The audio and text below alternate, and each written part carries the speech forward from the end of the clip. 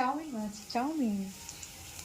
আর এই পাশে হচ্ছে পিঠে, এটা হচ্ছে ফলা কাটা পিঠে, ফলা কাটা।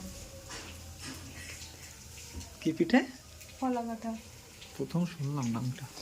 অনেকে অনেক রকম বলে। আর চাউমিনটা, নুডলস।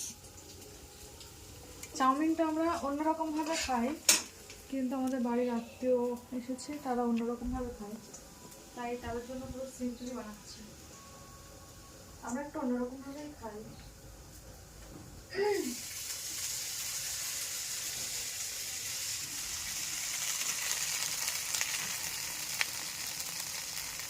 পিঠেটা হয়েছে না ভালো?